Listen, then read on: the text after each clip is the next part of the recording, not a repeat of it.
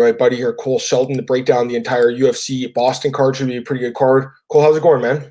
I'm doing well. How are you? I'm not too bad, dude. Initial thoughts on the card. Looks pretty solid from my vantage point. Yeah, I like it. Good fights, big names on it too. For a big ESPN card, it's a lot better than I think the past big ESPN cards have been. So should be a good one. Yep, I'm with you on that one. So we have a lot to talk about today. Obviously, we're going to break down UFC Boston. We're going to talk UFC Tampa. We're going to talk PFL. We're going to talk a little Bellator. We're going to talk a little One Championship. So we'll be here for an hour. We'll be here till 12 o'clock breaking down a lot of MMA fights. Let's get right into UFC Boston, Cole. I'm going to start with the heavyweight bout here between Tanner Boser and Daniel Spitz. Give me 1 second here. All right. First fight of the night, heavyweight bout, Tanner Boser versus Daniel Spitz. Tanner Boser opened at 1 sec, actually. Give me 1 second here. I got the odds wrong. Boser. Yeah. Daniel, actually, no, I didn't get it wrong. For some reason, the odds open at Daniel Spitz minus 225 and Boser plus 190. And right now we have Boser minus 135, Spitz plus 115. So the line's completely flipped. I had to do a double take there for a second. Wow, that line really flipped. Just your thoughts on this fight and who wins the fight, Cole? I really like Tanner Boser in this fight. He's one of he's easily the best Canadian heavyweight, probably maybe the best Canadian prospect you'd say because he hasn't made his UFC debut. I'm really high on him. He's been fighting a lot of good promotions. Fought in ACB, former unified champion. Fought a King of the Cage. He's fought a lot of notable guys. Like he's fought Rakeem Cleveland, who's in PFL. The late Tim Hague. Just a lot of good guys. Daniel Spitz obviously hasn't fought in over a year. Hasn't fought since June of last year. The layoff kind of scares me. I like Boser's power. I think he can keep this fight on the feet. I think Spitz will try to take it down to the ground, but from what I've seen, Boser has good takedown defense. I think he'll be able to keep it on the feet, either knock out Spitz or win a very easy decision.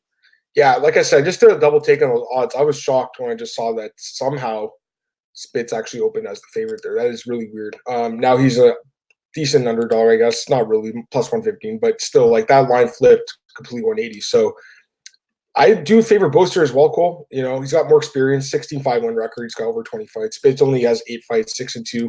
Boser, I believe, has fought overall better competition in his career. He's fought over the Canadian regional scene for a while. Now he's been fighting in Russia a little bit. Not really coming with a ton of momentum to the UFC. He's just won 1-1 over his last 3 fights, so a little surprising. But I do think he's a decent prospect. It's unfortunate his fight in Edmonton got canceled because his opponent, I believe, tested positive for PEDs. This Brazilian dude, Giacomo Lemos. So unfortunately, he had to wait until now, October, to fight. But I do favor him here at Spitz. Not impressive to me. Got knocked by Walt Harris, lost to Mark Aubrey. DB Anthony Hamilton. He also has a win over Wesley Cabbage Correa. That's a notable win, I guess. He's fought actually a decent level of competition, I think, for the 8 fights, but just haven't been impressed with the guy. Having said that, Cole, he's freaking huge, man. He's 6'7", so he's a massive dude. He's 5 inches taller than Boser. I'm assuming he has a reach advantage, and he is a little, I think, maybe a little bit underrated going into this fight. They're both the same age as well. He trains at a good camp, jiu-jitsu. I'm going to pick Boser to win. I do think he probably gets the knockout here, Cole, but honestly, I wouldn't bet on this fight because it's a heavyweight fight between 2 guys with minimal UFC experience, and personally, I'm not too interested in betting on it. So my pick would be Boser, probably by knockout, because Spitz seems to have a great chin based on what we saw in the last fight, but I just don't like betting on low-level heavyweight fights like this, so I'd personally pass on it. All right, next up, we have middleweight bout. Intriguing fight here between Kevin Holland and Brendan Allen. Kevin Holland opened at minus 230. Brendan Allen opened at plus 170. Right now we have Kevin Holland minus 165, Brendan Allen plus 145. Who's your pick in this one? I like Kevin Holland here. I just think the level of competition is huge. He has some good wins. His 2 losses he has to, or I guess look at his losses. Like he lost to Rafael Lovato Jr., who's the Bellator champ. He lost to Curtis Millender and Thiago Santos. Then early on in his career, he lost to Ramil Mastapayev. None of those losses are too bad. Like he's and a lot of his wins, like lately, Gerald Meashard, that's a good win. John Phillips, Alessio Di Chirico. Obviously, Brendan Allen had that really impressive win over Aaron Jeffrey, the submission win. He's a good prospect. I don't think this is the right fight the UFC should have booked him in. I think they should have booked him against a guy they can win because obviously he has a lot of hype behind him. I think Holland is the better fighter, and I think he'll edge out a decision win here. This is a close fight for sure. Kevin Holland, obviously more experienced in the UFC. He's super young too. He's only 26. So Allen is young, even younger, 23. But Kevin Holland's a very young guy as well. He's looked pretty good in the UFC. I think the last 2 fights were pretty close decisions that honestly could have gone either way. But overall, I think he's looked pretty good. Definitely a solid fighter. A lot of experience, like you said, Cole. He has some good wins. Jeff Neely knocked out. That's a huge win, especially looking back now. Gerald Mearshart, that's a good win. Although, again, controversial. Leslie Chirko, not a bad win. But I don't know. I like Allen a little bit. This guy is a very good prospect. Very impressive in the Contender Series. He has a decent level of competition as well. He has fought some good guys in Hernandez and Anders. He did lose to them, which obviously scares me, and Giles as well. But I think he's improving. And again, he's super young, right? 23. So he's been fighting since he was a teenager. I think he is improving here. Again, I feel like a few underdogs on this card will win. I'm not picking a ton of underdogs today, spoiler alert, but I think this is one spot where there is an underdog that could pull out the victory. So I'm actually going to go with Brendan Allen here. I think he can grind out a decision, or maybe get a stoppage, or probably decision, because Holland's super tough. So my pick would be Brendan Allen by decision, but even though I like him as a dog, I don't know. It's one of those fights where I do think it can go either way. So in my opinion, this is probably a pass as well, although I do think the value is on Allen as an underdog here. Next up, we have a welterweight bout between Sean Brady making his UFC debut and Court McGee. Sean Brady opened at minus 215. McGee opened at plus 185. Right now, we have Sean Brady minus 235. McGee plus 195. Who's your pick? I like Sean Brady in this fight a bunch. I just haven't been impressed with Court McGee. Like, he has the loss to Diego Lima, beat Alex Garcia, who's not really UFC caliber, lost to Sean Strickland, Ben Saunders, Ponzinibbio LaFleur. Like, he's very inconsistent. It's funny though. One win he does have is Robert Whitaker, which is kind of weird, but that was at welterweight. But I just think Brady, he has a lot of knockout power, is good on the ground. This is kind of fading McGee more than it is high on Brady. So I think Brady could finish this fight, but I'll pick him by decision. Yeah, I've been pretty good at picking McGee's fights over the years. I actually picked him to beat Robert Whitaker. I remember that card. That was the Carlos Condit Martin Campion card. And I remember I picked him to win. And over the years, he's been really inconsistent, but I've been pretty good at picking his fights. So I think I have a good read on this one here against Sean Brady. And I'm pretty much in agreement with what you're saying, Cole. Like, you have to fade Court McGee here. 34 years old now. He's taking quite a bit of damage. He's only has that one knockout loss to Ponzinibbio, but I feel like the last few fights he's got punched quite a bit. And I feel like he could get knocked out here by Sean Brady. Very young fighter, only 26 years old. McGee, again, 34, so a lot older. He's taking a lot of damage in his career. Sean Brady, very fresh, undefeated fighter, 10-0. Everything points to Sean Brady winning this fight, Cole. I don't love the line because it's a little higher than I want at minus 235, but I do think he wins this fight. So my pick would be Sean Brady. I think he could actually knock Court McGee out, but if not, I think he grinds out a decision over Court McGee here. Next up, we have a bantamweight bout that really is a tough one to call here between Randy Costa and Boston Salmon. Boston Salmon open minus 165. Randy Costa open plus 125. Right now, we have Boston Salmon minus 170. Randy Costa plus 150. Of course, Boston Salmon had to fight in Boston, and Randy Costa is actually the local fighter. But who's your pick here, Cole? I like the underdog in Costa here a lot. I think his power. I think we saw Boston Salmon when he got caught. The last one got knocked out. Obviously, Randy Costa's last fight, he got submitted with Brandon Davis, but that was a fight a lot of people were writing him off, given his level competition outside UFC. Like, he fought a guy 0-4, 0-0, 5-9, 0-1. He wasn't fighting elite level guys, but he was starching them. Like, his longest fight when I think it was like a minute and 11 seconds. Like, he was finishing everyone on their first or second punch. I think he has the power to knock out Boston Salmon. I think this is very well could be the fight of the night. Both guys have entertaining styles. But I just think Costa's power will be a huge difference in this fight, and I think he might be able to score a TKO win here. This is a really close fight. Honestly, I can flip a coin on this one. I have no idea who's going to win this fight. You probably are on the right track here with the underdog. There probably is a little bit more value with them. I'm going to lean slowly towards Boston, just a little bit more of a better pedigree. But, Cole, wasn't impressed with his debut. I think this guy's pretty overrated, to be honest with you. I just don't know if Costa has the experience to really win a fight this level. So we'll see. I mean, I picked Costa to beat Brandon Davis, and he looked okay at first and then got finished. So maybe I'm writing him off a little too quick. But, I don't know. This is a close fight to call. My pick's Boston Salmon to win a decision, but it's not a fight I would personally bet on. And you might be right. There's a little bit more value in the underdog here. Featherweight bout between Kyle Bochniak and Sean Woodson should be a pretty good scrap. Kyle Bochniak opened at minus 170, Woodson plus 130. Right now we have the line very tight. Kyle Bochniak minus 135, Woodson plus 115. Who's your pick, man? I really like Kyle Bochniak in this fight. I think a lot of people are overlooking him. I think a lot of people are writing him off. But look, he lost. He lost split decision against Hakeem Duatu, lost to Sabit, and that was a really good fight against Sabit. He brought the fight to Sabit, lost to Jeremy Kennedy and Charles Rosa. None of those losses are bad. I mean, has wins over Brandon Davis and Enrique Berzola. But the fact is, Bochniak's back is against the wall. If he loses this, he's probably cut. He's an entertaining fight, or he's an entertaining style. fighting close to home, I think he'll get this one done. I think he has the power, but to finish Woodson. But I think this Woodson obviously has a crazy style. Like he has the flying knee knocked on the Contender Series. But I like Bosniak by decision here. Yeah, I like experience in the UFC, better competition. The fights he's had lately were competitive. I mean, the Magomedov-Sharipov fight was a little bit more competitive than I think a lot of people expected. Great fight. The Waddle fight could have won either way. He's got a couple decent wins here, Barzola, Davis, so okay wins. But yeah, it's one of those situations where he's fighting high level guys losing, but when he fights guys that are on his level, he beats. Sean Woodson, I don't know if this guy's UFC caliber, honestly. I saw him play in the Contender Series, Cole. He was getting his ass kicked and then comes out with a flying knee out of nowhere and wins.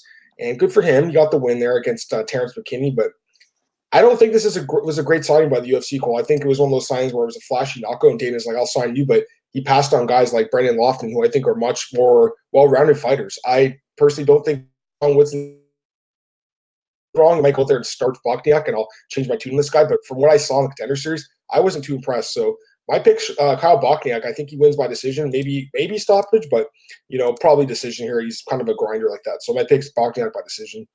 Next up, we have a women's flyweight bout between Molly McCann and Diana Belbita. Opening odds had McCann as a minus 195 favorite, Belbita plus 170. Right now we have McCann minus 450 and Belbita plus 360. Who's your pick in this one, Cole? I don't even know why this fight got made. I really like Molly McCann in this fight. I think Molly McCann deserves a ranked opponent. Like she had that really good win over Priscilla Cachoeira, then a really impressive win over Ariane Lipski. Her only losses in the UFC is only against Jillian Robertson, who we're going to talk about later, who's arguably one of the best prospects the UFC has. She's really impressive. Bellavita, I know she's on a winning streak, but they share a common opponent in Ariane Lipski, and she was submitted in the first round. I just think Molly McCann is better everywhere. I think she easily could finish Belvita, but we haven't seen McCann finish a lot of fights lately, so I'll pick her by decision to win this fight. Yeah, just really, really weird matchmaking here. I mean, why did she not get a ranked opponent after the last two wins, especially being Lipski? I mean, that was so much hype behind her, and she pretty much dominated Lipski. So in my opinion, this is kind of a weird fight. McCann's been impressive in the UFC, Cole, picking up a couple of wins as a dog. And the Lipski fight, she was a big underdog. She looked really good in that fight. So she's been better than I expected in the UFC. And I do think she should have a pretty sizable advantage here over Belbita, making her UFC debut. Her level of competition. Look at her last four fights, Cole. Look at the opponents. 1-2, 0-0, 0-0, 0-0. That is just ridiculous. Like, I know she's beaten them in impressive fashion, but look how bad those records are. She did fight Lipski in KSW. That's worth noting, but she lost to her. Another fighter she's fought that was in the UFC was Christina Stanchu, and she lost to her too. So anytime she's fought someone decent, she's lost. I don't like the line, though. Minus 450 McCann. That is not a line I'd play, personally. I don't think there's any value in McCann at minus 450. But at the same time, I don't really see value in Belbita as a dog at plus 360. I wouldn't play her either. So this is a pass, in my opinion, just because the line's a little out of hand now. But I do expect Molly McCann to win, probably by decision. But she could actually get a stoppage here because if you look at Belbita's losses, she's been stopped quite a few times. All right, next up, we have an intriguing featherweight bout here between Manny Bermudez and Charles Rosa. I like this fight a lot, Cole. Charles Rosa open minus 125, Bermudez open plus 105, and right now we have Bermudez minus 150, Rosa plus 130. Who's your pick? I like Manny Bermudez here. He's moving up in weight, which I think is going to be a huge factor for him. He struggled to make bantamweight. Charles Rosa hasn't fought since April of 2017, when it was DC, Anthony Rumble 2. That's a long time ago.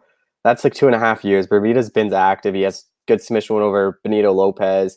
He's known for all his chokes. He has guillotine choke, guillotine, triangle. Out of his last 4 wins, it's been impressive. I think he can get this fight down to the ground. I honestly think he might be bigger than Rosa. He is a big guy. Bantamweight, I don't even know why he even tried that cut. I think featherweight is his division. I think he'll win this fight by submission.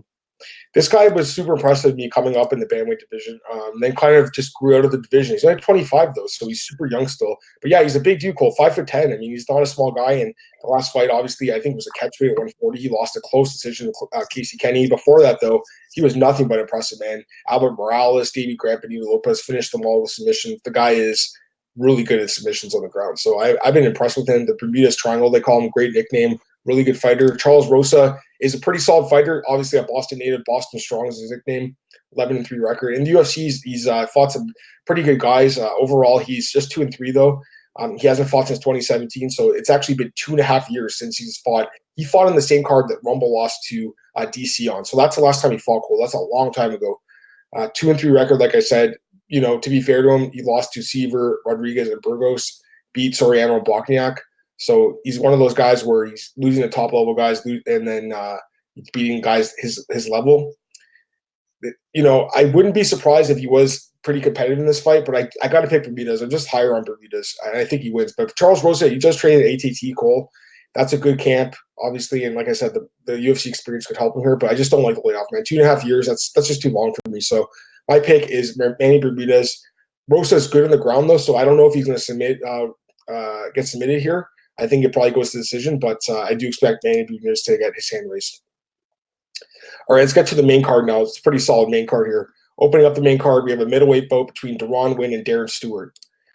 Darren Stewart opened at -135. Deron Winn opened at +115. And right now we have very close odds. Deron Winn -115, Darren Stewart -105. Who's your pick? I like Deron Winn in this fight. I think his wrestling is the factor, but it's such a super close fight. I wouldn't recommend betting on it. It could go either way. Like, Darren Stewart has the experience. He has beat a lot of good guys, beat Devon Lewis, beat Charles Byrd, beat Eric Spicely. Like, his losses, I know he had that 3-fight losing streak, but recently he's looked a lot better. But I think Deron Winn's wrestling is going to be a huge factor in this fight. I think he'll be able to take Stewart down at will.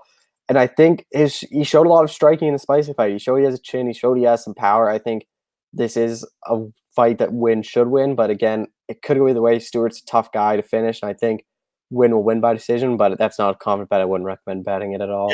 Yeah, I'm 100% with you. This is a super close fight. I think one of the closest fights on the card, personally. I like Deron Winn. I've been impressed with him for sure. He's looked really good. I've been high on him since I actually saw him in the Tito Ortiz card with Chuck Liddell. He looked good in that fight with Tom Lawler, and he looked great against Eric Spicely. That was one of the best fights of the year. Incredible fight. But here's the problem with this guy, Cole. He's 5'5", man. He's so short. He's the shortest guy by far in the middleweight division. Darren Stewart's a huge dude. He's 6 feet tall. Very strong guy, really good takedown defense, and I think probably the better striker with more knockout power. But that wrestling, I do think that could be the edge here. And also, he trains with Daniel Cormier and Cain Velasquez and Habib and all those guys, so he's running a great camp at AK, Cole. My pick's Deron Winn to win a decision here, Cole. But man, this is a close fight. I would not be surprised if he just can't get the takedown because he's too small and Stewart just batters him apart in the feet. So super close fight. My pick's Deron Winn by decision. But again, I'm like you, man. I wouldn't bet on this fight either.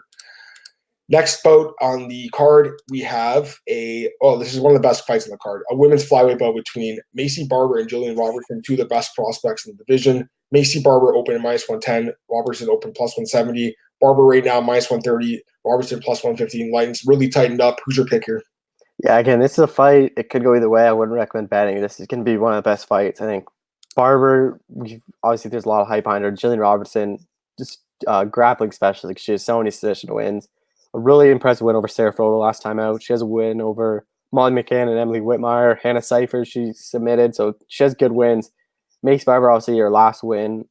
It was at her flyweight debut, and she had some struggle in the first round against JJ Aldridge, then really picked it up. This is a fight I think Robertson will want to get down to the ground and try to submit, but Mace Barber's top game is really underrated. She has very good ground and pounder. I think it could be a detriment to Robertson if she ends up on the bottom. My pick is Macy Barber by decision, but that's not a confident bet at all. Like, I think Robertson I wouldn't be surprised if Robertson caught Barber and submitted her, but I like Macy Barber a bit more in this fight, and I think she will win by decision. Yeah, I really like this matchup. I mean, I know a lot of people are saying, why you're killing off a prospect, but guess what? You know what? Both these girls, I don't think are ranked right now. Someone needs to jump in that top 15, top 10, and the winner of this fight will do that. So it's a good matchup. We got to see who's going to sink and who's going to swim. And again, they're so young that Cole that even if they lose, that they'll still have a chance to bounce back very soon. Very impressive, but very impressed by both women. Barber coming up on the Contender Series, also an LFA, like nothing but impressive. And then since coming to the UFC, finished Hannah Cipher's and JJ Aldrich. Super impressive, great striking. She did take a little bit of damage in the Aldrich fight, which was a little surprising, but great striking, man. And only 21 years old, Cole. She's got knockout power. Trains with a good camp at Bruford Sport, so that's a solid camp. Robertson, same thing with ATT, and she's looked great too. I mean, 24. She's from Canada, but she's grown up in Florida. She's got a lot of experience, Cole. Look at her experience, man. 4-1 in the UFC, 4 submission wins. The one lost to Mayra Bueno Silva. That was a bad loss. She should have won that fight. But the last 2 wins, Sarah Froda, Veronica Macedo, very impressive. Molly McCann, Emily Whitmire, impressive. Hannah Cipher, she also has a win over. And then some of her other losses are like Barb Honchak. That was an exhibition fight, but still. Cynthia Calvillo and Hannah Goldie. I mean, some good fighters. So she's got a ton of experience. This is it's a tough fight to call, but I got to favor Barbara a little bit just because of the striking advantage. And I think that, like you said, Cole, her grappling's a little bit underrated probably because everyone looks at her striking. But I do think the striking is the key to this fight. I think she'll keep the fight standing, and on the feet, she's the better fighter. Does Robert get finished? That's the question here. I don't know because she hasn't really been finished by strikes except for the Honchak fight. But otherwise, she's been able to either go to decision or get submitted. So I don't see Barbara getting a submission. So to me, it's like does she win decision or by knockout? Lean towards a little bit towards a decision here, but should be a good fight call. I'm looking forward to this one. But my pick's going to be Macy Barber to win this fight. Next up, we have a men's lightweight bout between Joe Lozon and Jonathan Pierce, JSP. Jonathan Pierce opened at minus 155. Joe Lozon opened at plus 135. Right now, we have JSP minus 140. Joe Lozon plus 120. Who's your pick? Yeah, this is a close fight.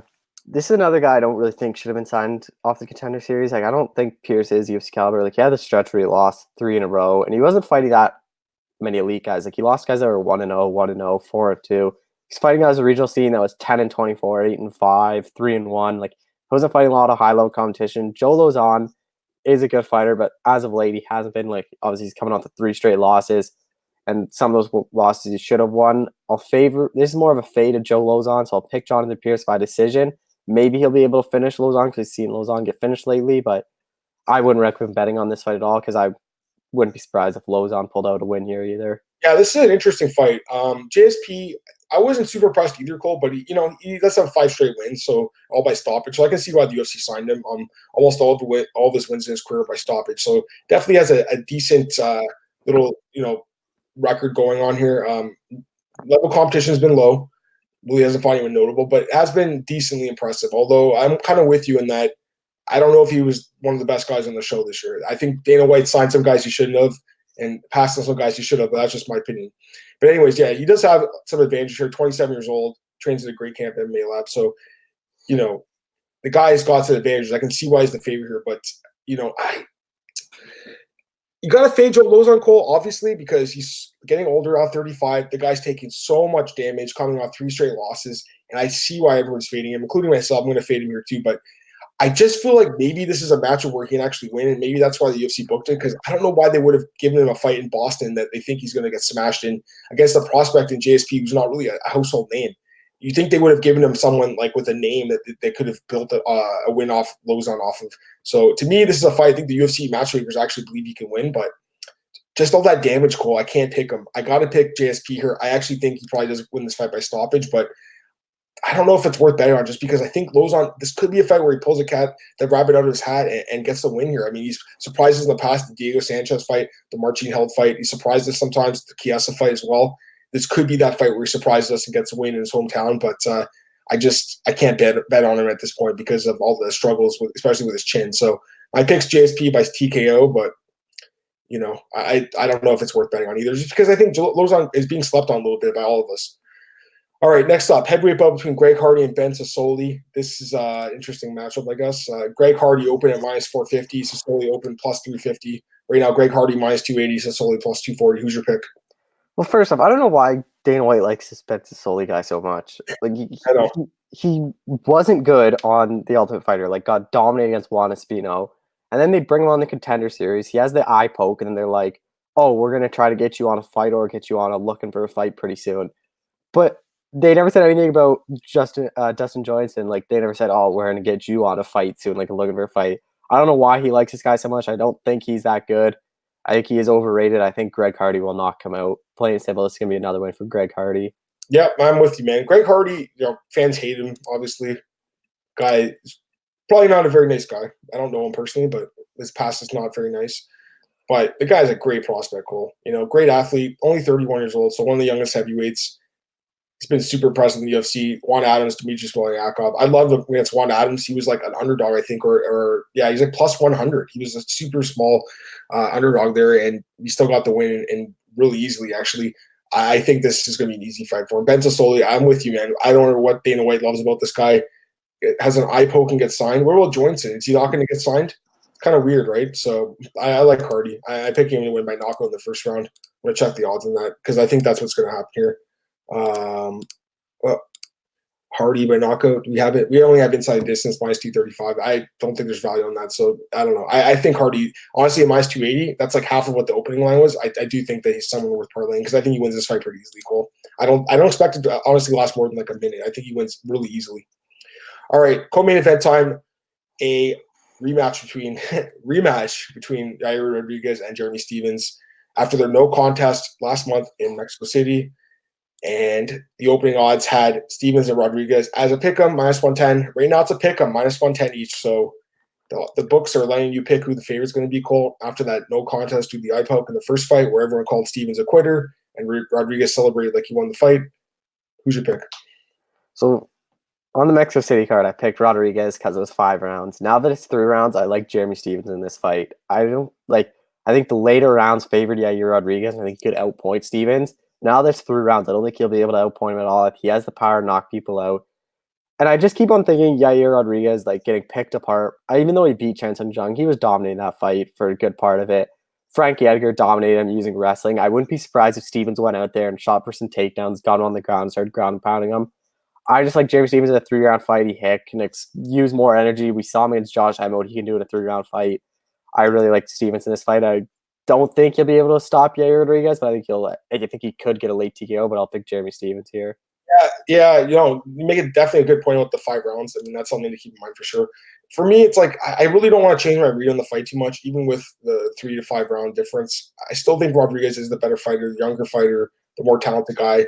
But I don't know. That first fight, it definitely made me a little bit more, I guess, worrisome about him. I don't know. I don't like him as much as I did the last time around. Cool, I'll say that. Stephens is a well-respected veteran, tons of power. He's got a lot of motivation now after that last fight. So we'll see. I mean, I'm glad they did the rematch really quick, though. That's for sure. Only like less than a month, and they got it booked. My pick's going to be Rodriguez to win the decision, but you know what? I'm going to pass on a bet. Just watch this one as a fan because I really think it's going to be a great fight. Hopefully, there's no contest this time around. Finally, we got to the main event of the evening, a 5-round light heavyweight bout between former UFC middleweight champion Chris Weidman and top prospect Dominick Reyes. Great matchup here. Reyes opened minus 185. Weidman opened plus 145. Right now, we have Reyes minus 165. Weidman plus 145. Who's your pick, man? This is another fight I could go either way. I don't recommend betting on it, but I like Chris Weidman here a lot. I know it could come as a surprise. Obviously, he's 1-3 in his last 4. He hasn't looked that good, but the thing with Reyes, like, he got the step up in competition last time against Volkan Ozdemir, and I don't really know if he won that fight. That was a super close fight, and Ozdemir I don't think is that elite level of light heavyweight. Chris Weidman, I think a huge factor in this fight will be his wrestling. I don't think Reyes will be able to stuff those takedowns. Weidman is a really good wrestler, and I think Weidman at 205 will be a lot better. I think he will have some good size. I don't think Reyes is a huge light heavyweight where the size will be a factor against him. I think this is a name that either way, I think the UFC is happy with the outcome because I think if Weidman wins, they'll give him Jon Jones. If Reyes wins, it's obviously a huge win for him. But I just like Weidman's wrestling. I like his experience. He's fought a lot of the top guys in the sport, and I think he'll edge a decision win here. I like this matchup a lot. The winner, I think, is probably going to have that title shot against Jon Jones. But I had to guess. Weidman, I mean, what can I say about this guy? He's someone I've always liked. The guy who stopped Anderson Silva, the guy who's been impressive as hell. And we all thought he was probably going to be a long-time champion. But, man, the last few years have not been kind to him. 1-4 in his last 5, Cole, and all 4 losses by knockout. I've been fading him. I think I've been perfect in his last 4 fights or 3 fights or whatever. I definitely got the Rockhold one wrong. I thought he beat Rockhold, but the other guys I thought he'd lose to, and he did. I just don't trust his chin anymore, man. And Reyes is a big hitter. He's a big dude, 6'4", huge reach, undefeated, 11-0, younger guy, 29. I'm with you. The Usman fight was super close. I think I scored for him, but it was super close. The OSP fight, let's be honest, he should have won that fight by 3rd-round TKO with the belt. The other fights, he all stopped. I'm not going to overthink this one. I like Reyes in this fight, man. I think he finishes Chris Weidman. I think he gets that title shot, but definitely an interesting fight. I mean, Chris Weidman, tons of experience, and he's a pretty big dude himself, 6'2", 70-inch reach. So, you know what, Cole? Maybe the move up to light heavyweight could be good for him, but I just feel like it's going to be like Rockhold's where the chin just it doesn't hold up, and I feel like he's going to get caught and finish. So, Dominick Reyes to win by knockout within the 5 rounds. But overall, a really good card. I'm looking forward to it. Anything else you want to talk about that card before we move on? No, we can move on now. Okay, cool. Let's do PFL this week's card. Okay, cool. Yep. PFL 2019 Week 8, and once again, no odds for this. I'm expecting the day of the fight. Unfortunately, the odds makers are really neglecting PFL, which sucks because that last card was really good. And we'll talk about it in a few minutes, Cole. We'll recap that one quickly. But let's talk about this card. I'll just go through the fights quickly here. Let's start with the water work way up. I'm using Tapology. Okay, Cole? Yep.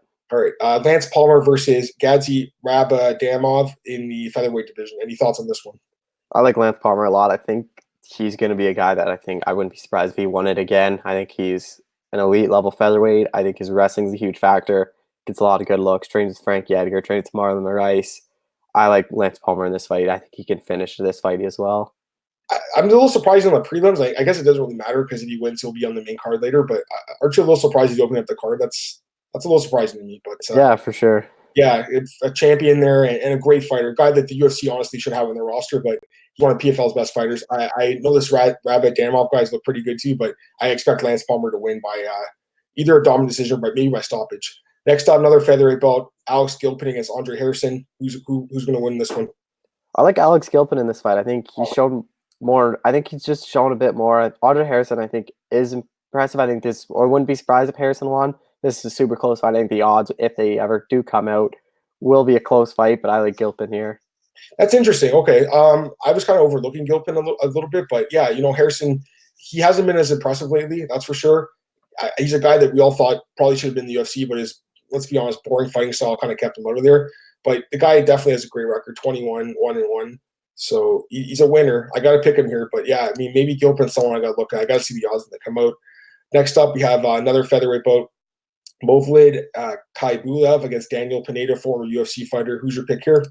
I like Khaibulaev here. I think he's been really impressive. Obviously, that flying knee knockout of Damon Jackson. He has power. He has a flashy style. I think he might be able to catch Pineda and knock him out. Yeah, Khaibulaev, another guy that I think the UFC could have signed. I keep saying that, but I mean they've passed on some guys that like this dude probably should be there. Beat Herbert Burns in one. Beat Damon Jackson, former UFC fighter, by jumping knee 10 seconds. That was an incredible knockout. One of the best knockouts of the year, actually. Then he fought Harrison to a draw. So this guy's pretty solid. Pineda, he was in the UFC for a while, Cole. Tons of experience. He's looked good lately, 4 straight wins. But, he's one of those guys where he steps up in competition. For the most part, he loses, and I think he's going to lose this fight too. So I pick this guy, Pulev. And finally, in the featherweight division, we have Luis Rafael Laurentino against Jeremy Kennedy in a rematch. Laurentino won as a huge underdog the first time around with a knockout. Who's your pick this time around? I actually like Jeremy Kennedy in the rematch. I think he's a better fighter. He just got caught plain still in the first fight, and it was a tough fight for Kennedy. He was supposed to fight, I think, Laurentino's a southpaw, right? I think he's a southpaw, and he's supposed to fight an orthodox. It's a completely different, or is the other way around, but he fought a completely different style. He was preparing for someone else, and on hours' notice, or like a day notice, it switched opponents because of the weigh-ins when he thought he was supposed to get a walkover win, and then like 2 hours later, they're like, no, you're fighting this guy now. I think Kennedy probably wins if they fight 10 times, probably wins 6 or 7 times. I think that was a time he just got caught, but I like Kennedy here to get the job done. Yeah, I got to favor Kennedy a little bit too. I mean, I expect him to still be favored, even though he did get KO'd. Laurentino, great record though. People were sleeping on. A lot of us were, including myself, heading into that first fight. But he looked good. But again, Cole, it's one of those situations where I feel like the short notice played a factor. I'm with you on that one. So I'll pick Kennedy. I think you can take him down here and grind him out for a win. So my pick is Jeremy Kennedy. All right, let's get to the lightweight division now. Nathan Schulte against Ramsey Nijem. Who's your pick? This is some stupid PFL. Ramsey Nijem never fought once in the regular season. He's in the playoffs. He got a walkover win because his opponent missed weight. Then he missed weight. And since he had 0 cage time, because that's how they do the tiebreakers, he advanced over guys that actually fought because he didn't get a single fight. So his cage time was 0 minutes, 0 seconds. So he should even be in here first off. But Nathan Schulte, I think he's just going to take him down, do what he does, and really dominate Ramsey Nijem to a either ground and pound win or just a dominant decision win. Yeah, unfortunately, Ramsey Nijem, you know what? At one point in time, actually a decent prospect with some decent wins, but over the years, his chin's really taken a pounding. And Nathan Schulte, he's not really a knockout artist, Cole, but I actually think he can catch this guy and finish him, if not just grind out decision. So I like Schulte a lot here. He's a better fighter, should win, and I think he'll be a massive favorite to win this fight. Next up, we have Islam Mamedov against Loik Radzhabov in another lightweight bout. Who's your pick in this one? I like Mamedov in this one. I think he can take this fight down to the ground, submit him, or I know Radzhabov is a good jiu-jitsu, a good grappler. I don't know if he'll be able to submit him. I think he can. I think he's a better grappler, but I think he'll edge a decision win here. Yeah, another good fight. I mean, both guys really good resumes, but yeah, I do like Amanov as well. Just I think better experience, and man, he's got some good wins like Schulte as well. He finished him, so that's a good win. And he's fought some really good fighters over the years. Only lost to Alexander Tiger Sinovsky 10 years ago. Next up, Chris Weidman against Nate Andrews, lightweight bout. Who's your pick? I like Chris Weidman here. I think he's been really impressive. He already has a win over Nate Andrews. If you look at who he's lost to, his last two losses are to Jon Jones. One of those was a split decision. He's really impressive to me. I think I wouldn't be surprised if we saw Wade Schulte again in the finals, but I think Wade will edge out a decision win here, just like the first fight. Yeah, that's the only problem with PFL. Just, I mean, I love PFL, but the way that they do their point system, you see rematches like this that really we don't need to see. But yeah, I do expect Wade to win. He beat him earlier this year, and he should beat him again. Chris Wade by decision. And finally, last lightweight bout, Akhmed Aliyev against Rashid Magomedov. Who's your pick? This is a close fight. I think either will be eliminated in the semifinals. I don't think either of them have a shot to beat whoever they match up against the semis, but I like Aliyev here. I just think he's a bit better. He only lost to Chris Wade as a win over Carlos Silva. Maga lost to Nate Andrews, who I don't think he'll make it that far. And then he obviously lost to Jon Schulte, but I like Aliyev here. Yeah, this is a tough one to call. I think the odds would be close. Rashid Magomedov has, in my opinion, better experience, though. Better wins. Gilbert Burns, Bobby Green, Anthony Walker-Martin, Yakovlev. Great wins, man. Really solid. Hasn't looked great in PFL, though, and getting older now. But I think he has a chance to win this fight. We got to see the odds, though. Aliyev probably be favorite here, but I think if Rashid Magomedov is a big enough underdog, he could be worth a shot because I think people are going to probably write him off after losing to Andrews. But you can't forget he was a big favorite against Schulte and Andrews, and he lost those fights, but you can't flip your switch on that quick, in my opinion. All right, so that's it for PFL. Let's recap last week's cards quickly here. I talked about them yesterday, Cole. I usually do them Monday, so let's go through them somewhat quickly. I'm going to start with UFC Tampa here. What do you think of the main event? In my opinion, it was an okay fight. I wasn't blown away by the performance of Joanna. I expected her to win, Cole. I expected that exactly to happen. Joanna by decision. So, people are like, Joanna's back. I don't think she ever left. I mean, maybe you disagree with me on this, but I don't think she ever left. She lost to Rose and she lost to Valentina. So I don't know where this narrative that Joanna was on decline came from, but I want to hear your thoughts on it. Yeah, I think she's still an elite level fighter. Like, look, against Rose, she got caught. And the second fight was a super competitive fight that I know some people thought Joanna won. And then her other loss was Valentina Shevchenko. Everyone loses to Shevchenko at flyweight. Shevchenko is going to be a champion for a long time. Other than that, she dominated Tecia Torres and dominated Michelle Waterson. I think a title shot has to be next for her. I think she'll fight Weili Zhang. I think that's going to be a really interesting fight given both their styles. But this is exactly what we called in the podcast, just Joanna just to outstrike Waterson and dominate the fight. Yeah, I'm not surprised at all. Again, I just don't know where this narrative that she was, a shot fighter came from. Really strange. And for Waterson, Cole, I don't know what you think, but I personally don't feel like she'll ever be a title contender at 115 because she's too small. I think if they open 105, she could contend for that belt. What are your thoughts on that? I think she could be a champion if they did an atomweight division. I think she's one of the best atomweights in the world. I think she showed that in Invicta. She was the champion for a long time there, but she's just too small at strawweight. Yeah, exactly. And honestly, man, I wasn't too impressed by her performance here. She was just, I think, a little bit too happy to be there. And I think she's going to regret that. And I think she has already. I have a lot of respect for Waterson. She's a tough person and, a ton of experience in MMA. But I feel like, she's kind of regretting her performance because, in my opinion, she was a little too happy to be there, Cole, smiling a lot, getting punched and kicked and just being a little too happy when I think she should have been really going for the kill in the biggest fight of her life. But that's just my opinion. Again, super tough. She made it the 5 rounds. I respect her there, but the fight wasn't even close, man. Let's be honest here. Cub Swanson snaps his losing streak against Kron. I actually called this upset. I was glad to get that one right. The rematch with Doo Choi. I love it, Cole. What do you think? Yeah, I think that has to be next. What a fight that was at 206. I think put it on that Booze in South Korea card at the end of December, co-main event to Ortega, Chen Sung-Jong. What a main co-main event you have to end the year. I'm with you. I mean, I wish it was 5 rounds, but 3 rounds is great. And if Choi wins, you could set up a trilogy fight. So in my opinion, it's a great fight. Both guys seem to want it. I love it. Nico Price, Cole, most unorthodox striker in the UFC right now. Most likely. What a knockout that was. The up kick. That was only the second ever in the UFC. You don't see it at all. You see a lot of people use those kicks to try to get up and keep them away from stacking the guard, but you don't really see anyone landing that cleanly. And the sound that made on James Vick's chin, it sucks for James Vick because he was having a lot of success in that fight. He looked good at welterweight and then obviously got caught. I think he needs a lot of time off before he fights again. I don't know if he'll fight again in the UFC. I think that might have been it for him. But yeah, it was a really good knockout by Nico Price. Yeah, I'm with you. Sorry about my dogs, guys. They probably see someone walking down the street. You know what, Cole? Second upkick in the UFC ever. The other one was John Fitch against Thiago Alves. So John Fitch and Nico Price have the only upkicks, knockouts in the UFC. James Vick, does he retire? I don't think he'll retire. I think he'll keep on fighting. I think if he gets caught by the UFC, I think he'll go to Bellator, maybe go to PFL, see what he can do in there, Yeah, try to win $1 million. that's a better spot, I think, for him. I don't think Bellator is going to be too interested in him, Cole. I know he's a decent fighter, but I just feel like he's not super marketable. I think PFL is a better spot, and actually, I think he'd be pretty competitive in their next welterweight tournament. That'd be my pick. I think he should take a year off, though. I don't think he should fight for a while because, man, 3 knockout losses, Cole, in the last 14 months. That is not good. Just going down the card here, Ribas got the win over Dern. Do you think Ribas is a bit of a sleeper at 115?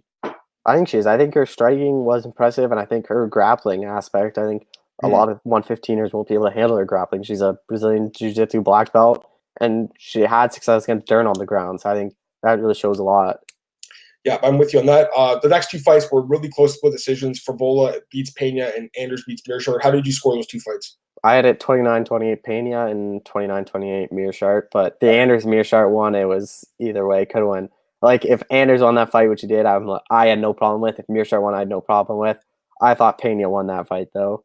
I actually the same scorecard as you. I gave Pena, I think it was the first and second rounds, and Mearshart, I think the second and third rounds. But yeah, they were both close fights. I'm not going to sit here and argue about them, but I thought that Pena, I think of the 2 fights, I thought he was more clearly the winner. He did so much damage, and that second round, in my opinion, probably should have been 10-8. And also, what about that bunky choke attempt he almost had there, Cole? That was crazy, right? I've never seen that before. I was like, what the heck is this? Yeah, that was pretty sweet. Next up, Ryan Spann submits Devin Clark. You think Ryan Spann's a sleeper at 205? No one's talking about him as a contender. You think he's going to be a top 10 guy soon? Yeah, I really like Ryan Spann. I'm really high on him. Comes from good camp of Fortis. I think he has a lot of skills. He is good on the ground. He has a lot of knockout power. I just think who he's beaten is why he hasn't been considered like a contender. Like he beat Little Nog and Old Little Nog to beat Devin Clark. I think he needs to get a named opponent next to see if he's a top 15 guy, similar to like what Rakic got against Manoa. I think he needs someone like that, like a name and an older guy to see if he can get that top 10, top 15. Yep. Spann, I was when I went to Brazil, Cole, he was on the same plane as me heading down to Rio. I saw him at the Miami airport. Man, this guy, I'm 6'3" and like 250, Cole, and this guy's like literally bigger than me. He is so big for light heavyweight. You think the guy was a heavyweight, so he's a massive dude. And I think he is a really good fighter, Cole, and a nice win streak here. Time for a top 10 opponent. Okay. All right. We got to talk about it. Mike Davis, Thomas Gifford. Was this the worst beatdown in UFC history? It's up there, I think. This is a shame on the corner, shame on the ref. This fight should have never entered the 3rd round. I think it should have been stopped after the end of I see people saying it should have got stopped at the end of the 1st. I don't agree with that. Yeah. Like, I think Gifford was still in it. He hadn't been knocked down yet. The 2nd round and 3rd round, he got knocked down a ton. Like, it was not. And the thing is, what I got mad at, everyone's defending Mark Montoya. Like, Anthony Silva's on the ESPN desk after defending him. Mark Montoya asked Thomas Gifford at the end of the 2nd round, how do you feel? And he said, horrible. When your fighter says like he literally feels horrible, you stop the fight. Like, that's what I get. Everyone says, oh, you lose respect. Like, the fighters lose respect for the coach when they stop the fight. Look at Duke Rufus. He has no problem stopping Anthony Pettis' fights. He has no problem stopping anyone's. He has no problem stopping anyone's fight. And Anthony Pettis is still with Duke Rufus. Anthony Pettis, I've talked to, said, I appreciate Duke for stopping the fight because as fighters, we won't want to stop and we'll just hurt ourselves even more. Yeah, I have a lot of problems with this fight. Great performance from Mike Davis. I definitely liked him in this one, and he looked great. Guy's a good prospect for sure. And once he moves back down to 145, I think he'll be even more competitive. Gifford's not a UFC caliber guy, Cole. Super tough. Got to give the guy respect. I mean, he's super tough, but too tough for his own good, Cole. And, he's on Twitter comparing him to getting, punched and beaten down to Jesus getting lashed. I mean, I understand the guy's religious, and I can appreciate that, but I mean, the guy, he got let down by his corner, his father, and the referee, and just a disgusting job by this referee to let this fight go. Disgusting job by Mark Montoya, and it's just sad how he's on his Instagram and Twitter defending the decision, and his wife's on there, and they're like, "You guys don't fight, you don't know what you're talking about." Like, we watch fights for a living, Cole. I've been doing this since 2011. This is one of the worst fights, first beatdowns I've ever seen in a fight in UFC history. Cole, we've seen deaths in other promotions. Why do people think the UFC is immune to a death? Boxing, there's deaths like all the time. Why do people think there will never be a death? This is the kind of fight where someone will die, not necessarily in the cage, Cole, but they go to the hospital later and pass away. I mean, honestly, were you worried for his health, like when you watched this fight? I think I was because if you look at that Maxime Dadashev guy, like it Yeah, was very similar. Like he was beat down for round over round over round, which Gifford was, and he was knocked down a ton in that fight. And the corner even stopped the fight. The ref said you can't continue. They did everything right, and he still died. And he didn't even take the full fight. Gifford's corner, I think, let him down. I think that does a lot of damage to his brain. I think that hurt him. Even if you stop the fight at the end of the second, you save him from so much damage. You save him from getting knocked out cold. You take. I wouldn't even be surprised if that took years off his life. Like that was a beatdown. I don't think anyone should feel comfortable watch that. I don't think why his wife or his team are defending that. I think it was inexcusable. And even the Florida commission agreed because they yanked that ref from refing later on in the card. yeah, they definitely saw that. Just this, absolutely disgusting. And it'd be nice to see like the UFC actually make a statement about this or something. They always kind of just neglect this stuff, but I think there's a lot of controversy in this fight. I think it was one of the most controversial non-stoppages probably of all time. It was absolutely terrible to watch. And again, I think there will be a death in UFC one day. I hate to say it, guys. I really don't want it to happen, but it's inevitable. It's a combat sport. People get punched in the head, kicked in the head, beaten down for a living. This is a sport where your goal is to hurt your opponent so bad they cannot continue. And unfortunately, the referee's there to save the fighter, and not in this case. It didn't happen. And the corner didn't help, and the father didn't help either. So when a fighter says, I feel horrible, you stop the fight. Just terrible. And like you, great comparison to Anthony Pettis and Duke Roufus. Duke Roufus, one of the best coaches. Pettis, one of the best fighters in the UFC, and he has no problem getting his fight stopped. But Thomas Gifford, who's one of the worst fighters in the UFC, his fight doesn't get stopped. That's just stupid, Cole. Let's just run down through the other fights here quickly. Morono beats Griffin, decision. Figueiredo submits Elliott. Vera beats Ewell. Beza beats Aldana. Vittori beats Sanchez. Aldrich beats Mueller. Any quick thoughts on the rest of those fights? It's kind of how I thought it would go. Other than the Griffin Moran one, I picked Griffin. I thought that third round is what Griffin would do the entire fight. I think he had a bad game plan. Yeah. I think if he fought that fight again, I think he just used wrestling because he took Morano down at will. Other than that, like Chito Vera needs a ranked opponent. Figueiredo, if Cejudo vacates him versus Benavidez for the flyweight title, that makes so much sense. Other than that, nothing really surprised me on the prelims. Yeah, I'm with you. Quickly, Bellator 230. Did you? I didn't really get a chance to watch it. No, I don't care to watch a card that they tape delay and you have to go to like 8 different channels to watch. I just give up at that point. There you go. I love it. I guess the most notable thing would be this guy Vadim Nemkov submitting Rafael Carvalho. Do you think he's going to get the title shot against Ryan Bader, or do you think they're going to give it to Yuri Prochazka in the Rising card at the end of the year? What do you think? I hope Nemkov gets it. I think he has a lot of hype behind him. I think that'll be a more competitive fight. Yuri obviously he is a tough guy in Rising. I think Bellator will do the Rising thing just so hopefully Bader could try to be a champ in 2 different promotions and market him even more. But I think Nemkov, I think Bellator.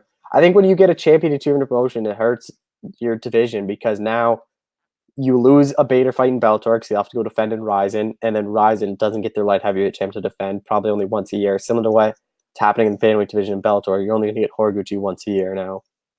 Yeah, no, I'm with you 100% on that. Let's go through PFL quickly here, Cole. PFL Week 7.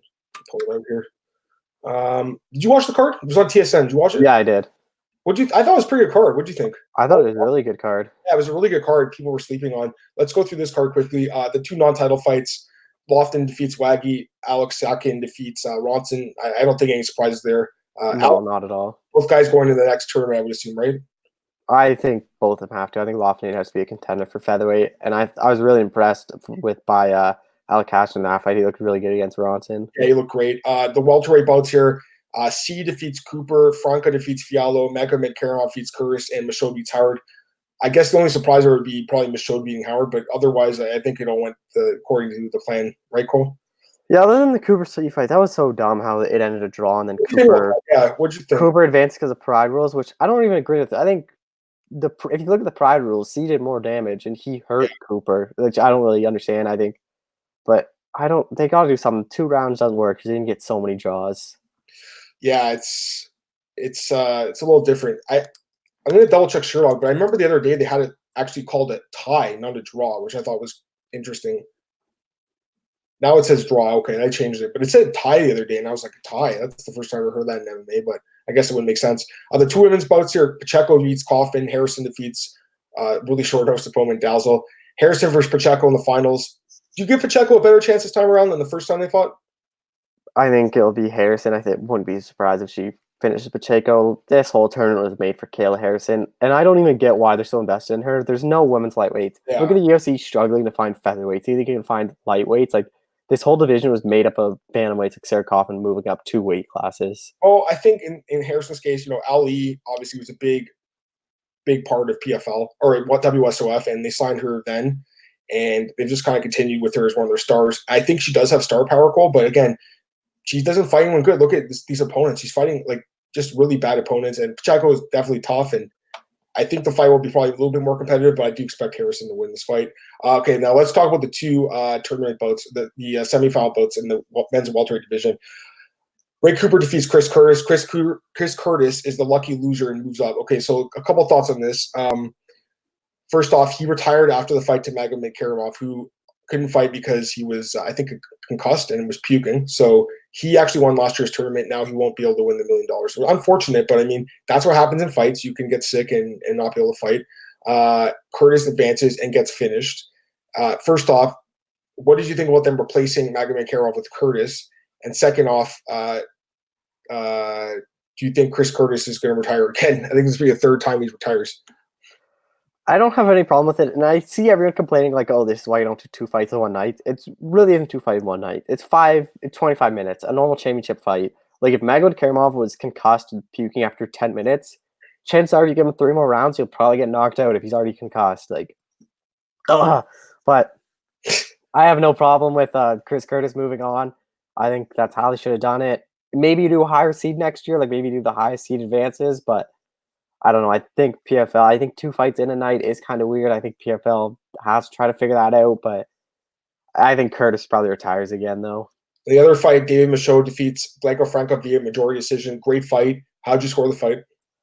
I had Michaud winning 29-28. I think it was a close fight. It wouldn't have been mad either way who won. It was a super close fight, but I think Cooper probably has the best chance to win the tournament over Michaud, and I think he'll probably be favored in that one. Yeah, you'd have to assume he's favored just because of the knockout power. But Michaud is not a guy you could sleep on. He's very good, man. Very underrated fighter. Nice win streak right now, Cole. He's won 7 in his last 8, and he actually finishes quite a few of his opponents. So, guy the UFC gave up on, a guy Bellator gave up on, but PFL he seems to be doing really well. So good for him. I know you want to talk about one championship, Cole. So I just want to talk about Demetrius Johnson's fight. Like, go ahead and talk about it. That was pure domination, and everyone like. I think this just keeps on proving he's arguably one of the best in the world. Like he took down Danny King at will. He dominated that fight from start to finish. It wasn't even competitive. I don't even know what one does with him because the problem is they don't have anyone for him to fight. Like no notable name for him to fight. Like the only real notable guy in and around his weight class is Bibiano Fernandez, who's his teammate, who's never going to fight. It's just going to keep on being Demetrius Johnson dominating these guys and winning. He's going to win the flyweight title in his next bout, and he's just going to dominate one and just put on. And it's going to lose interest to North American fans because they don't really know who he is fighting. He doesn't really have a shot to losing. Yeah, I'm with you. I mean, I don't think anyone's surprised he won this tournament. He was obviously the favorite going in. One of the greatest ever, but the level of competition in one is not great, Cole, to be honest here. A couple other fights in that card I guess we're talking about here. Angela Lee gets the win over Jing and Zhang in the rematch with 12 seconds left. Any thoughts on Angela Lee? Well, this is another thing about one championship's shady moves. It was suplexes are illegal in one championship, and that's how she suplexed Zhang to get it down to the fight, or get the fight down to the ground and submitted her. And then after somehow all of Chaudhry's posts talking about suplexes were randomly deleted over the years. It doesn't make any sense. Chaudhry in one championship never said anything about it because it sets up a trilogy fight, and Angela Lee's one of their biggest stars, and you can't have her losing 3 in a row. Yeah, no, they're you know what? I'll respect the one. They're doing their thing, but yeah, there are some stuff that goes on there that just kind of shake your head or kind of raise your eyebrow. A couple other fights there on the card. Her brother wins, Christian Lee, and Yushino Kami gets back in the win column there, Cole. There was another card, one championship century too. I know our buddy Tom Taylor, I believe, was at this card, Cole. He was there in Tokyo. The second card had some bigger names on it. Arjun Buller defeats Mauro Cirilli. Arjun Buller wins the decision. I mean, what's the ceiling for this guy, Cole? I mean, he's Not that exciting. Would you be surprised if he fought Brandon Vera though for the heavyweight title? I mean, I guess. I he's mean, the biggest name probably in the heavyweight division. Him and Vera. yeah, I guess that makes sense, right? But I don't know, Cole. Like, I'm not too impressed by him. I don't know what you think, but No, I'm not very high on him either. Giorgio Petrosian, he wins a kickboxing fight here. They also did a mixed rules bout, or mixed card, I guess, with kickboxing Muay Thai. Babion Fernandez defeats Kevin Bellion. Was this the fourth fight between these guys? I think. Yeah, fourth fight because they split it. Then there was a DQ, and then now that's the fourth one. Yeah, so Bibiano is just an amazing fighter for sure. Shinya Aoki defeats Honorio Bonario, and in a great fight, Ong Sang defeats Brandon Vera via knockout. How good is this Sang guy? I think he's very good. I think he's one of the better light heavyweights and middleweights. I think it's very impressive what he does, and he trains with Robbie Lawler and Kamaru Usman every day. Yeah, definitely a good fighter. And you know what, Cole? A lot of experience, and a guy that really has been underrated. Like, look at his experience, man. He's been fighting since 2005. He actually fought guys like Costa Philippou and Uriah Hall in Ring of Combat. So he's been around for a long time, Cole, and no one was really talking about him. And now really doing his thing in one. It beats Brandon Vera, best win of his career, obviously. Brandon Vera, still the heavyweight champ. Their weight divisions are a little weird. That fight was a light heavyweight belt, but it's at 225, so really a cruiserweight bout. But Brandon Vera gets his win streak snapped, and I do expect him to fight Arjun Buller. You said that you had a few other things you want to talk about before we get out of here, Cole? No, it's just one, and Demetrius I want to talk about. Okay, let me get to some fight announcements quickly before we get out of here. How about this fight, Cole? Get your thoughts on this one. Caitlin Vieira against Irene Aldana. What do you think of this? She's ranked number 3 somehow. She hasn't fought in almost 2 years. Her best is Ngannou. I don't get it. I got in a big argument with people saying Vieira deserves the title shot over GDR. I'm like, all her wins to the UFC, only one person is still in the UFC. Her last one was Kat Zingano. Wasn't it a split? I think it was a split, or it was a really close fight. Yeah, it was. Like, it was. I don't think she's that impressive. I don't know why people are so high on her. I don't know why she's ranked high. She hasn't beaten anyone that impressive. Aldana's striking and reach is a huge factor. Like, I think Vieira's going to be favored, and I think there's a lot of value on Aldana as an underdog if that is the case. Yeah. What about this fight? I love this matchup. Tim Means, the Dirty Bird against Thiago Alves. Any thoughts on that one? What a fight. That's just going to be a fun fight. That's just like, who knows who's going to win. I'll probably favor Tim Means, but both those guys get knocked out a bunch or get rocked a lot. I wouldn't be surprised if Alves won, but yeah, it's just going to be an entertaining fight. I'm just seeing this news here. Ali Abdelaziz charged with battery for 2 separate incidents in Las Vegas. Any thoughts on this? That's all from the PFL thing when he punched Abe Kawa, and then he did another thing at PFL. Like, PFL just needs to separate him from him because there's already reports like from different managers saying he gets to pick who his fighters matchmate. Like, he's basically a matchmaker still. Because if you look at it, there's like 50% of PFL's roster are his clients. Like, it's insane. I think PFL needs to kind of come out with something and say, like, we're not affiliated with him. Like, we're separated him. He's not allowed at our events anymore. And, like, really, because that was the whole thing with the World Series. Like, it was Ali working as a manager and a promoter there. And it really, like, hindered their, like, what they could do. Because a lot of people thought it was just Ali controlling everything. Yeah, no, I'm with you on that. And one other thing here. Did you see the guy who got OSP's initials tattooed on his ass after he lost a bet on Reddit? What'd you think of that? Why would anyone actually follow? That's one of those bets you don't follow through with. Like, tattoo is permanent. Like, come on. It says OSP on his ass. Oh, man, it's bad. Okay, so I think that's it for today. Great podcast, Cole. Thanks for joining me, man. Go ahead, plug anything you want. Go ahead. Yeah, just Twitter at ColeShelton91. I don't have a whole lot this week. Just all my news articles will always be on my Twitter, so just follow there. Sounds good. You guys can follow me on Twitter at MMAdamMartin. This podcast is available as always. MMAOddsbreaker.com. Go to our YouTube channel, like, share, subscribe, tell your friends about it. Guys, anytime you have questions, send them in. Me and Cole are happy to answer them. I'm happy to answer them on the solo podcast, which I'll be back doing tomorrow morning at 10 a.m. as always. And I actually did one earlier this morning breaking down the latest news in the world of MMA. And in addition to MMAOddsbreaker.com, you can also check me out at bjpen.com and MMARings.net, where I posted an article today on why UFC needs to book the rematch between Cub Swanson and Doo Choi. Thanks again for joining us, guys. Really appreciate it. Cole, thanks for joining me, man. We'll be back next week breaking down the UFC Singapore card. Until then, guys, have a great day, and I'll see you tomorrow morning. Have a good one. Bye.